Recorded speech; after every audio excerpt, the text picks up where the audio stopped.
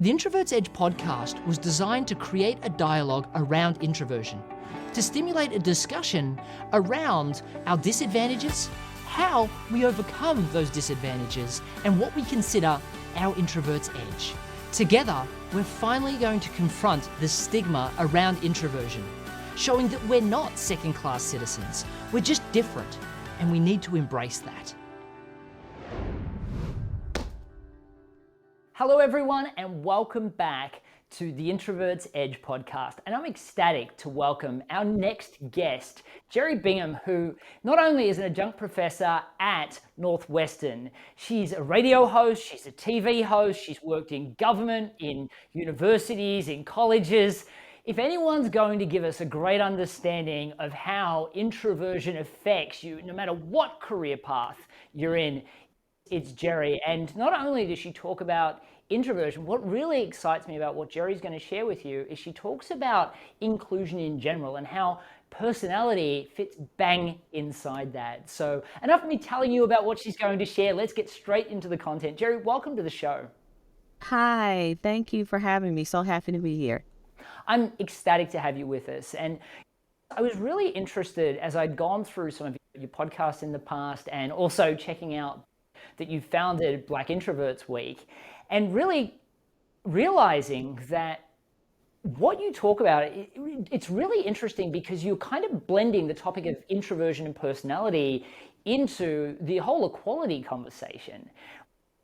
What drove you to do that? And why do you think it's so important that people see introversion as part of the general inclusion conversation in general?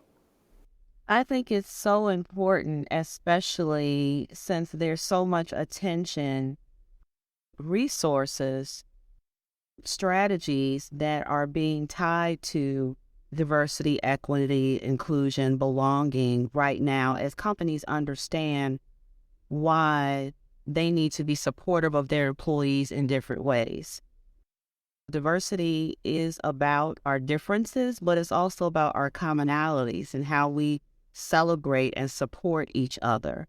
And as everyone's talking about how we're different, personality type rolls right in there. And as a person who's been misunderstood for all of her life, and that's just in feeling as I didn't fit in and feeling like I'm a weirdo and feeling like something was wrong with me, I'm on a mission now to educate the world about introversion and why we're special and why we're just as good, if not better, in certain areas than our counterparts, extroverts. We all know that we live in a world that celebrates and rewards extroversion. What about the other half of the world? And I'm talking about this specifically to companies and colleges and universities because if you think about it, those experts say 50% of the world is introverted. That number has changed. I know years ago people were saying it was 1/3. The latest statistics from the MyersBriggs company in 2020 was that it's 57% of the world is introverted. But knowing that or assuming that half of your team, half of your company is introverted, and you're only paying attention to the extroverts, think about what you're losing out on. Think about how this could impact your bottom line. If you're only creating a space and an environment that rewards one type but not the other, that means the other type is just showing up, just maybe doing the minimum, just doing whatever to get by. But what if you could create a space that empowers them and gives them what they need to succeed, to thrive? Then that can impact your company's bottom line. So it's like you're paying 100%, but you're only getting something from half. And so it's important to talk about introversion in that way. And as I've been talking and on this mission about introversion, there have been all of these things that I've experienced as a Black woman and being an introvert, so that intersectionality. And I was talking to people, and then other people would say, wait a minute, this has happened to me. And I realized it's not just me. I realized that it's a thing. It's a thing. And as I talk to my Latina sisters and my gay brothers and sisters, I've heard amazing stories about how when your introversion is tied to being a Black woman, all of those additional stereotypes come in. So we're already dealing with the stigma of introversion. You're quiet, you're a hermit, you may not be as smart, you aren't social, you don't like people, you don't leave the house. We deal with that first. And then on top of that, if you're a Black woman, you may also deal with the stereotypes of what a Black woman historically has been seen in the media. And when you see a Black woman in the media, and I'm talking about television shows, even from the 70s, 80s, she may be that drill sergeant who gets everybody in line, or she may be highly comedic and just hilarious, or she may be overly nurturing, the mother, the person who took care of everyone in the house. And when I show up and I'm not animated, I may not wear all of my feelings on my sleeves. In my office, I don't really tell you who I am. People have their families and all that. I don't really do that. And so you're left to figure me out. And the way that you figure me out is you think about your image of the Black woman. And so when I may be quieter or just not talking as much, there may be this assumption, oh, she's mean. And the reason I've gotten to this is because I've heard it a million times at almost every job I've started. People will tell me a month later, I used to think you were mean. And I would say, mean? I'm so soft and nice. So that mean confuses me. And then I'll always ask, well, why mean? And no one can articulate it. They'll say, I don't know, I just thought that. They're projecting it. They're projecting Yes. it. And That's I think it's based on the stereotypes of what they think of a Black woman. And I have a friend, a Latina, who said she gets the same thing. She said that people are looking for the over-sexualized, sassy, fast-talking Latina woman that they've seen on TV. And when she comes in and her demeanor is more quiet and more low-key, it's like she said, not only is it she can tell they're confused, but she said she also thinks that they may be disappointed. Like, we hired the hot, spicy Latina, which we thought we were going to get, and we didn't get that. And what this leads to is it's not just a feeling of discomfort, but think about how you may not want to pick me for a key assignment. You may not want to give me a bonus. You may think she's not acting like I expect her to act, so I don't know if we made the right decision. Is she the right hire? And this now causes an additional issue where I could be discriminated against in that way. We don't want to include Jerry. She doesn't say enough, or we don't know, or she's mean. And all of this comes from, I think, just a misunderstanding. And so that's why I talk not only about introversion and inclusivity for the introvert, but also our other identities. So these other marginalized groups. Same thing for my gay friends. So I have a gay male friend who's 6'4". So he's a little sort of domineering, and he's just a tall guy. And he has talked with me about how when he comes into a company and when people figure out that he's gay, whether it's what he shares or what they think they know, he said, as a Black male, I have to be friendly because of all the stereotypes of the Black man, and many people are afraid of the image of the Black man. So he said, I have to be friendly, even when I don't want to be, when I don't feel it, I have to be. But once they find out I'm gay, I can't be too friendly, because then what is this guy trying to do? Is this guy trying to hit on me? And because he's not outward, he's not living his life out loud, they can't read him. And so this is what they create in their minds, and it could be held against you. And I think this goes on and on with anyone who is belonging to a marginalized group and may be introverted as well. So I think this is really interesting, because I think what you've just highlighted is this is a bit of a tangled mess. And Yes. when I look at it, It's so I will tell you, I was on in the UK a podcast about neurodivergence, and they were talking about that. And there's a whole other tangled mess over there, and they were talking about a lot of neurodivergency, like it's a disadvantage. I'm like, that's the same thing I see in introversion. Why do we talk about it as a disadvantage? There's some real advantages to it as well. But there were some issues with all of people's understandings of what introversion was, what these neurodivergent issues were, and what the gender diversity issues also were. And I think that it really comes down to the fact that a lot of people don't actually even understand what introversion is. And it was interesting. I had Meredith Arthur, who is the chief of staff of one of the larger divisions at Pinterest, and she's written a book that's all around not overcomplicating things. And she had always felt that she dealt with chronic anxiety. And because of that, she speaks to that a lot. And then I started to help her. We kind of had a conversation. I said, maybe a lot of this is because you're introverted. She thought she was extroverted. And it came up in the conversation that she pushes herself to do all these things. She aspires to be extroverted. Not that anybody should, but she aspired because she thought that's what people wanted. But that meant she was having all this anxiety after the fact because she was trying to behave somewhat like someone that she wasn't. So what I really love to see about these types of dialogues is, firstly, we need to get rid of the complication about what introversion is. It's just how you draw your energy.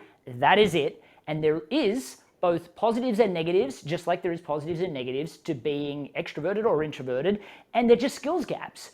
What I do like to see, though, especially as we start to look at this tangled mess, is a lot of times we have schools that say that Johnny needs to get better at being more extroverted. And so the problem starts there, but it then gets worse and worse as we don't even get looked at for management positions, perhaps because we're introverted, perhaps because we're seen as a mad black, pick your gender, pick your cultural issue, pick anything, but all of a sudden that then has a problem. And all of this leads to two problems. One is, as organizations and schools, how much responsibility should we take? And how can we start to fix that situation? And then from the other side, as an introverted black woman, as an introverted white male, as anything, or as an Hispanic extrovert that can't stop talking and has trouble with active listening, how do you take responsibility for it? Because if you're jumping from organization to organization because they're not giving you the opportunities, the only thing you can really change is yourself. So if you're trying to navigate this situation and dealing with many of these issues of inclusion, not just introversion, what advice would you give to organizations, and what advice would you give to the person that, regardless of the organization that they work for, is at the mercy of the decisions that those organizations make? Let me start with the person, and this is a great conversation and a great question. You have to find your way. It touched me talking about the woman, as you mentioned, who is basically fueling her own anxiety, trying to be someone that she's not. And I think that this is common. I think there are lots of people who don't realize that they're introverts, and I've run into quite a few as well. And once they make this realization and understanding, they start to do things a little differently, because I believe it is a superpower. I do believe that we have things that others do not have. And so we have to figure out how to use those best to our ability. So it is our responsibility to, when we go into a company, we now know what's on our head. I feel like I know when I come in, there's going to be the stigma tied to my introversion. I do not need to say I'm an introvert. And I don't say it typically because people don't understand it. And I think that would block you from even getting in the door. So if I'm interviewing, what I will do is talk about my style. And I will ask, what are the expectations? So if I'm just like my job now, so I'm working for I report to the president. And I asked his style, what was his expectations? And I talked about my style without ever saying the word introvert. And I talked about how I excel in one-on-ones, and I ask lots of questions. And I may send you an email at 1 a.m. because the way my brain processes, ideas may come to me later. I explain how I may be in a conference room. I can present, but I need time to prepare. If I have no time to prepare, I can present, but you won't get the best Jerry as if you had given me an agenda or given me an idea or something a day before that I could really plan and think through. Because I'm going to do my research. I'm a detailed person. I'm organized. So all of these things. And so I'm teaching him how to treat me and how to get the best out of me. And so I urge introverts to do the same. Now, you're already in a position, and so you haven't had this conversation. There are still ways that you can shine your light. If you're a better writer than a speaker, write the best damn email that you can. And all of the justification and all the points and all of the thoughts that you have that are going to support this decision that will push forward with the mission or whatever you're trying to do, and organize it in your way, do that. And then sit down with your manager or whoever needs to see it and walk them through it, explain it, send it to them, let them process it, and then explain it. So what are you great at? If you're a great writer, use that. If you are maybe an artist or have a creative flair, but say you're working in a business, you're not there as an artist, but if you're an illustrator or something, why not present the problem or present using your illustration? You can let your light shine through that way, and you will be seen differently. That's something unique that no one else will do. If other people are up presenting for 10 minutes and you get up with this illustration or this animation or this song or this poem or something, and I am not saying that you can use this in a law firm.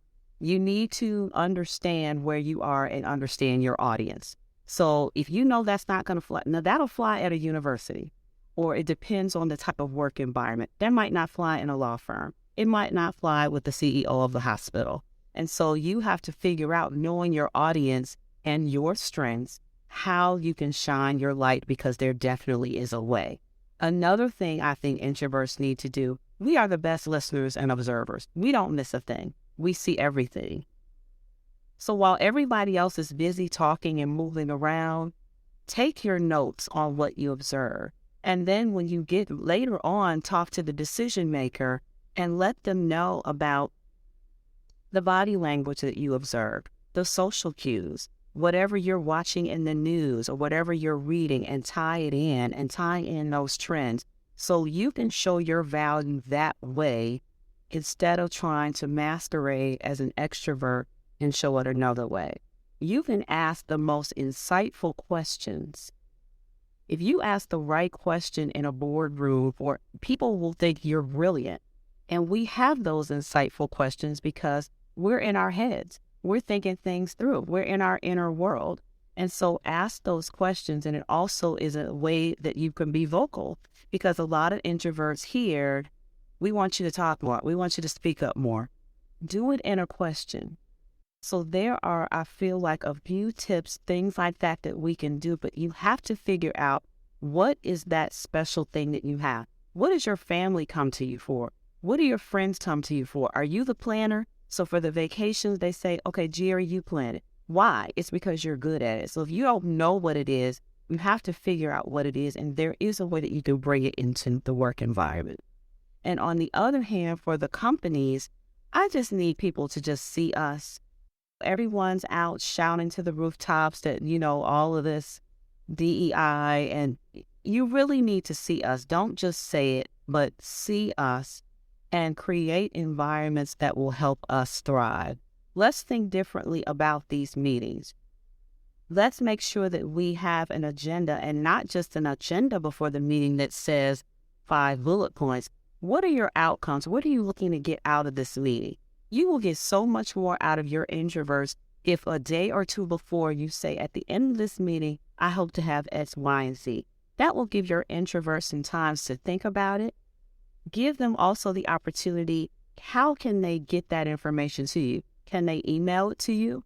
Can they present it there? Give us some options. And I think that also, back to the bottom line, get the most out of all of your employees. You're paying for all of us. So get what you can. And that one little thing, which I think is so simple, I think is invaluable. Of course, the open office spaces, those suck. Nobody wants that, to be in a room. I shouldn't say that. Some people love it because, as we know, they thrive off the energy of the other bodies and beings. But understand, do you have an empty office that you could book as a, call it whatever you want, a think tank or whatever, and have a space? If your introverts are in cubicles, have a space where a person could go and recharge or meditate and just sit and be still. With the work from home environment, with the sheltering in place, most of the introverts I know thrived. You know why? It was because we could build our own environment. We could control our lighting, our temperature, when we eat, what we eat, if we want to take a break to step outside. And so I noticed, and in the conversations with my friends, we thrived in that versus our extroverted friends, who many had a struggle. They had a hard time being alone or just being in the home with their family and not energizing with others. So I think that companies need to learn from that. What was their productivity like during shelter in place? Did it go through the roof? Did their introverts rock it out? How was it? And so what can they do to bring that into the workspace, whether it's a hybrid environment or whatever? But I just urge companies to just really mean what they say when they talk about inclusivity. And it's not just about including people of color. It is about including personality types, sexual orientation, who you love, where you love. It's about including all of that and trying to celebrate and honor the differences as well as the commonalities. That was a long, long answer to that question. It was a double-ended question though, so I knew it was going to take a while to answer, but it was an important answer though, because I think for a lot of people, it's so easy to point the finger and say they should be doing it, whether it's the corporation saying the staff member should be doing it or vice versa. And I think we all have a lot to learn, because for me, I'm forever telling CEOs or senior leaders that if you are having a meeting and you like Sarah to speak up in the meeting, don't resent her because she doesn't. Send her what the agenda is going to be and highlight that you're hoping Sarah can talk about this specific point because she's always got great ideas about these things, and this is where you're really hoping that she contributes. Nobody's going to have an issue with that. But then on the other hand, Sarah, who gets frustrated constantly getting asked a question on the fly, never having an answer, could also say, hey, to a boss, I noticed that we've got a meeting on the books for tomorrow. We haven't got really a set agenda, and I'd love to reflect on what we're going to be talking about so I can make sure we keep the meeting on point, or so I can make sure I give the most value. Can you provide me the agenda? So as organizations, we all need to get better at helping our leaders better manage our introverts, or if we're introverted leaders, perhaps helping our other introverted staff members become more successful, and even perhaps helping our extroverted staff members not just talk out loud because they've got an idea if it's not potentially a well-formed, thought-out idea. So planning wins in everything that we do. But we have to learn that there are things we can do ourselves and things organizations should be doing. But we can't rely on an organization to do it. And we also can't rely on our staff members to step up just because we put those opportunities there, because for the longest time, they've been taught that introversion is a bad thing. And I know that when we all started bringing out these tests, it was like we qualified people as introverted and go, oh, so that's it, your career's over, right? You're in that safe job where no one can hurt you for the rest of your life. And that's the last thing that we want. So I think that, and it was interesting, I did this survey for the AAISP Leadership Summit, which is all the senior leaders for all the major sales companies or corporations' sales teams. And I just asked whether they're introverted or extroverted. And the number of responses of, oh, I was introverted, but don't worry, I'm not anymore. And that just speaks to the fact that everybody still knows it's a bad thing. Yes. There's nothing wrong with being an introvert, just like there's nothing wrong with being an extrovert, just like there's nothing wrong with being of any certain gender, culture, religion. It's just there are things that make us unique. And as organizations, we need to get past that homogenous group and get out of groupthink. Otherwise, we won't be able to be as competitive moving forward. And remembering that if you think that introverts can't do small talk, Oprah Winfrey, Ellen DeGeneres, David Letterman, introverted, think they can't network. Ivan Misner, the founder of BNI, the world's largest networking group in the world, introverted, can't sell. Zig Ziglar was an introvert. We've got to start breaking these barriers. And what I love, and it's really interesting, like all of these barriers that we're breaking in gender, race, these are all relatively new conversations when you think about careers and organizations or small business owners as a whole. This is all relatively new stuff. So it's okay that we don't get it yet and we're figuring it out, but we have to remember not to project onto people. And yes, I'm very comfortable talking about my introversion. I keep trying to get, during National Introverts Week this year, I sent out all these images saying, surprise, I'm an introvert, or I'm a proud introvert. And I didn't put any branding on it because I wanted it to just be about them, not about me. And yet there were some people that were scared to post that because they were worried that their organization would see that as a bad thing. We have to stop all of this from happening. And I'm so glad we can talk about it from an introversion perspective now. Now, the fact that we get to talk about it now is great, but let's face it, you're at a point in your career now where I bet you wished that we started talking about it before you were born. And then perhaps things would have been different for you. So I really want to hear a little bit, because there are people listening to this from countries all over the world that perhaps aren't used to hearing this material. As you were growing up, I'd love to know a little bit about how you discovered you were an introvert and when that was, but what you wished perhaps your parents, perhaps your teachers, perhaps your first bosses did differently to perhaps allow you to be your best self, to perhaps be the Zig Ziglar or the Ivan Misner or the Oprah Winfrey within inside your organization or within your school, to allow you to lean into being your best you. Yeah, I think that growing up, I had typical parents. My mom was definitely an extreme extrovert, and my dad was an introvert before I knew those words. And so mom always wanted to push me to do all the social things that I didn't want to do, whether it's become a cheerleader or just go to different things. And I would go and I would hate some of the things. And then as I got older, my dad would say, she doesn't want to go to that, leave her alone. And then my mom would.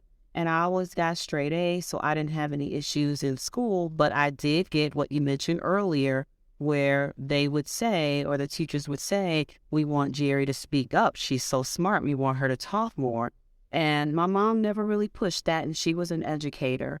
But one thing that bothered me, or that I noticed early on, was growing up. So I grew up in Chicago on the South Side in a predominantly middle to upper class neighborhood, were two working parents in the households. And I was very comfortable on my porch in our house, in our backyard, playing alone.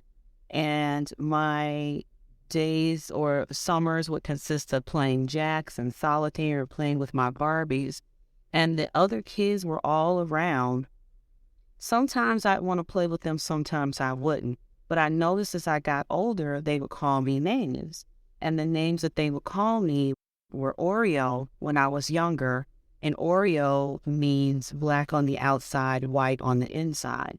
And I think that is what they just articulated because they couldn't put their finger on it. Why doesn't she want to hang out with us? Why doesn't she want... Now, I would sometimes, but not all the time because I didn't need to. I didn't care to. And then as I got older, I noticed I was called bougie. And that's another word that is thrown around often. You think you're too good for us, you think all of this stuff. And it bothered me sometimes, and then sometimes it didn't.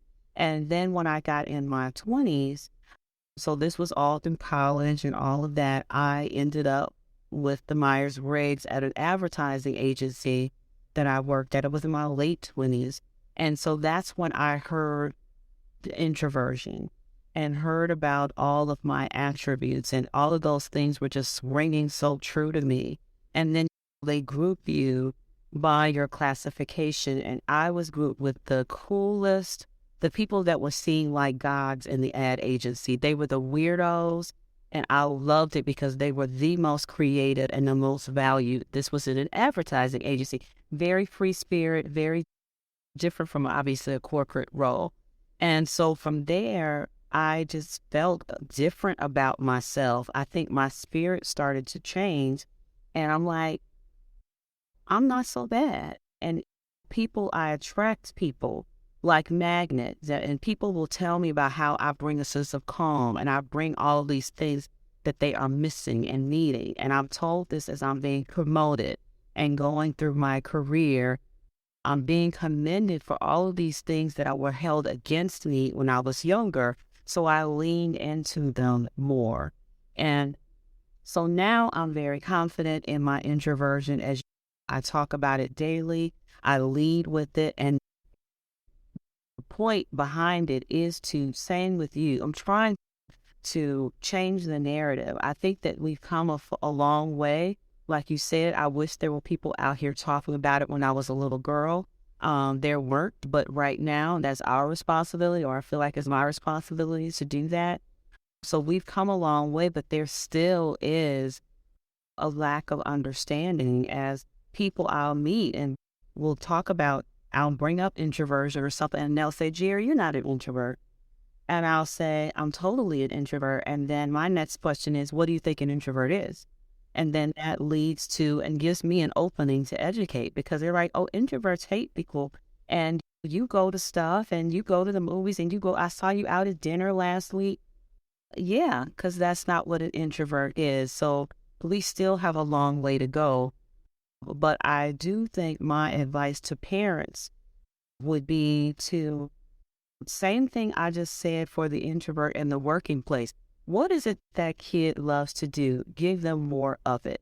You may have 4 kids and one wants to be a musician, one's an athlete, one is reading books, one's an artist. And so what you try to do, right, is nurture that one thing that you see that they love, even though you give all the kids the same attention you're supposed to and the same love, but you notice that this kid loves basketball, so you're going to give them every opportunity, send them to basketball camp, do all of that. And so I want people to think about the same when they notice their quieter kid. Don't try to make that quiet kid do something they don't want to do. Don't try to make that kid play basketball. Don't try to make that kid do something. Find out what they love to do and nurture it and give them as much of it as that you possibly can. And I love that you mentioned the famous introverts, because that's another thing I hear is with, Oprah's an introvert. And people are blown away. And we can go down the list like Mark Zuckerberg and Bill Gates and Warren Buffett. There's so many, the most powerful people in the world. Now, Barack Obama has never said it, but everyone around him has said it, are introverts and people who are highly creative and really smart. And that seems to be attracted to parents when I'm talking to them about. So Oprah even talks about how all she did was read. Okay, what's the worst that can happen when all you do is read? That isn't, it's not like you're going to have a horrible life. Let's see what that blossoms into, is see how you can support it. So we have a lot more work to do, but I am really enjoying talking about this, and I feel empowered. And I want to share that with others, and as well as educate, because it's funny how I'm surrounded by extroverts, which I don't know if that's the case with you, but I have 2 introvert friends very close, and everybody else around me is extroverted, and it's like a magnet.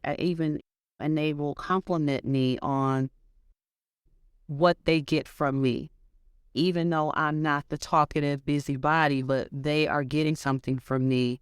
And same thing, even with my work relationships, I always tend to work for an extrovert. I don't know why, but it's always a great balance. I'm not complaining. I love my bosses, most of them, but it's a great relationship and a great balance. And that's another thing companies need to know. You don't need a team of all extroverts. You may not need a team of all introverts. You need a combo, because while the extrovert may be the showman and taking risks and doing all those cool things, that introvert is, hold up, wait a minute. Let's look at the data. Let's think about this. Let's not jump so quick. Let's talk about this. You need both. So that's another thing that I think companies need to hear. And the best salespeople, I think, are introverts. Yeah, though they may not be bragging about it quite as much. That's the trouble sometimes. And I think you see that in all positions. It's a lot of times it's not the people that are doing something that get promoted. It's the people that are telling people about the things that they're doing that are getting the promotion. And this is what I see happen time and time again in global organizations, is they keep losing staff, which costs a fortune to replace. And sometimes you have to hire two people to replace one introvert that did the work, just because those people are going off to greener pastures. And the problem is that greener pasture isn't greener. We talk about the great resignation. We talk about people leaving and not being as loyal as they used to. But a lot of times that's a staff member feeling like their bosses, their employers are letting them down, not giving them that opportunity, not recognizing them, but going to another employer where the same thing happens over and over again because they're also not learning skills and in order to learn how to do those things. So I think it's so important from both perspectives that people learn how to do it. And for those people, just in case we didn't say it loud enough, don't lean into becoming more extroverted. If you're an introvert, that is not the path for you. If you're a parent listening to this and you have an introverted child, you're not going to help them be successful by teaching them how to be more extroverted. Like for me, I learned to sell because it was a thing that I needed to do. It was important to me at the time. Then I wanted to run my own businesses and I learned those skills. But if I had have had extroverted skill sets pushed upon me when I was younger, then I probably would have never done those things because I didn't learn how to do it the extroverted way. That wouldn't have worked for me, but it would have convinced me that I couldn't do it. And that would have been a lesson that I would have been ingrained in me for life. So please take this as duty of care if you're a parent. And if for those people that are introverted yourself, you've got to learn to let go of all of those things that perhaps you thought you couldn't do because other people tried to get you to do it in a way that perhaps wasn't built for your personality type. But take advantage of the fact that there are now strategies, and not just by people with the word introvert on the cover of their book, but other introverts all over the world, like the people we mentioned, and there are so many others that are introverted, they just don't stamp it on their books. And that's why we love doing podcast interviews like this, to really share the stories of other introverts that are making a difference in the world, whether they're talking about the topic of introversion or whether they're just titans of industry that just so happen to be introverted. But Jared, we're going to have to finish up this interview, and I hope for everybody that's listening, you've got as much out of this as I have. I finish all of my interviews with the same question because, as I said to you beforehand, I feel that most people look at introversion as a disadvantage, a burden that we have to bear. And I believe it's an edge. And I love the fact that you said that you believe it's an advantage as well. But what I try to do is put a spotlight on what those advantages are. What would you consider your introvert's edge to be?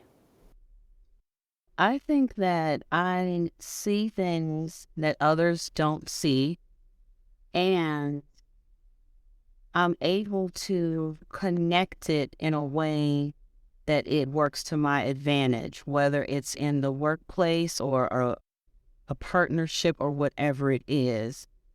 And I'm putting all of this together and creating, creating a world, a place, a space, something that will help move something forward. I'm kind of talking in circles.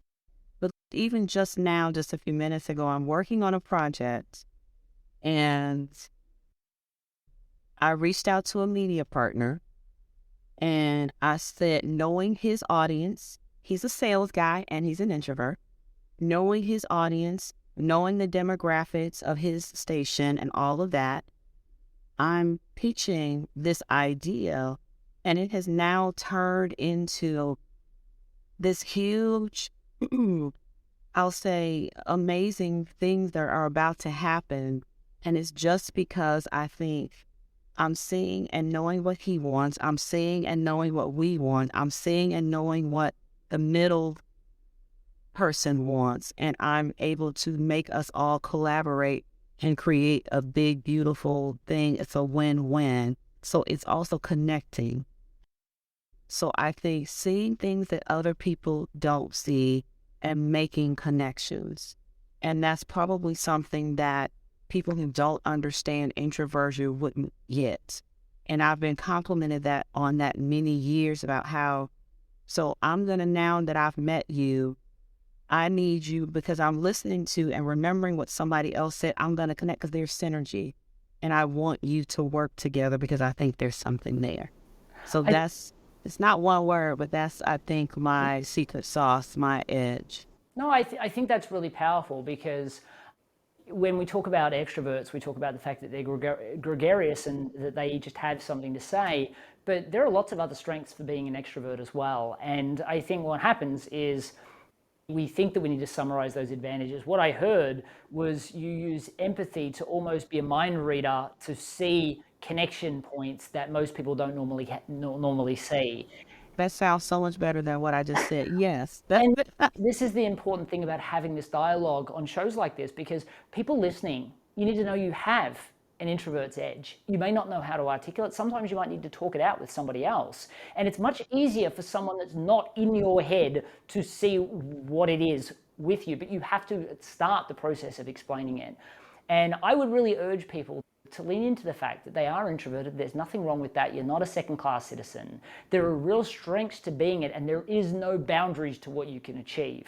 And if your organization you feel is putting up a boundary, take responsibility for that, and you push that change. Whether we talked about gender, we talked about race today, there was always somebody that said in an organization, enough is enough. I'm going to make it difficult for people to not take me seriously or for not giving me that opportunity. I'm going to educate people, and you in an organization should do the same, especially if you're thinking about leaving because they're not giving you the opportunity. Maybe their lack of education on the topic of introversion is causing that. Before you quit and go and cause that same situation for yourself somewhere else, because most organizations can be the same. Not all, there are some great ones, but you can go searching for that one. You could change jobs 7 times.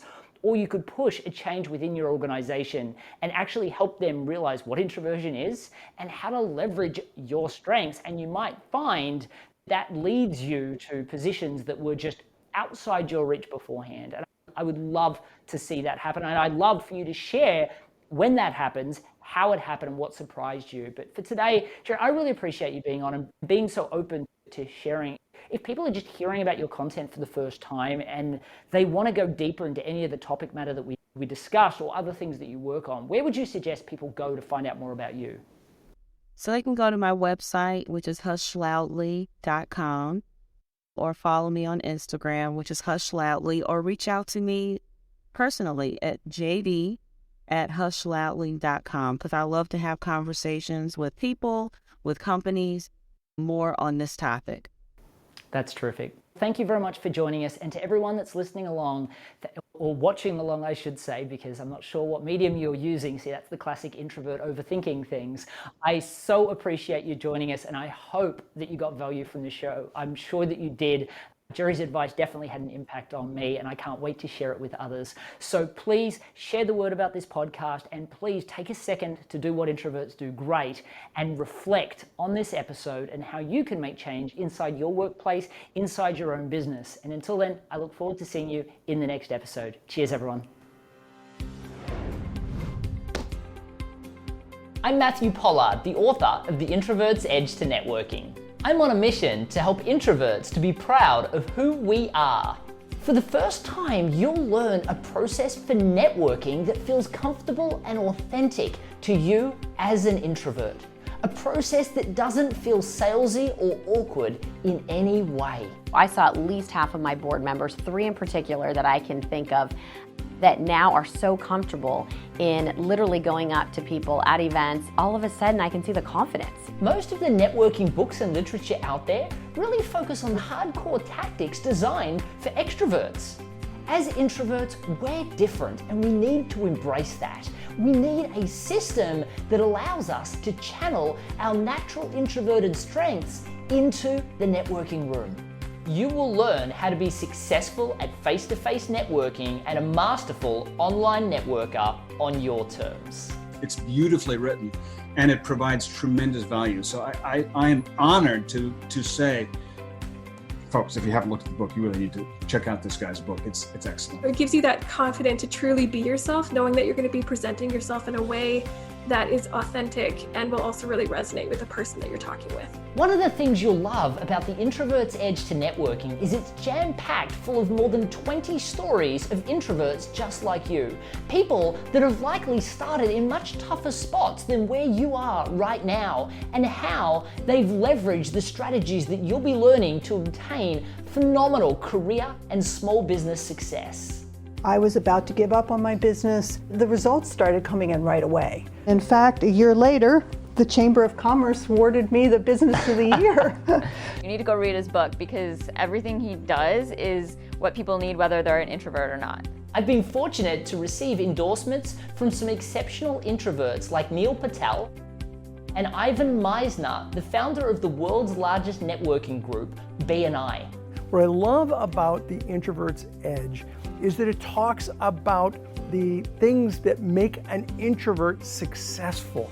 The Introvert's Edge to Networking is going to destroy all of the barriers that you have around whether success in networking is possible for you. Now I'm up to kind of 5 figures, triple my prices or more. It was like the deals just kept coming in, and it was incredible. Like, I had never seen anything like it before.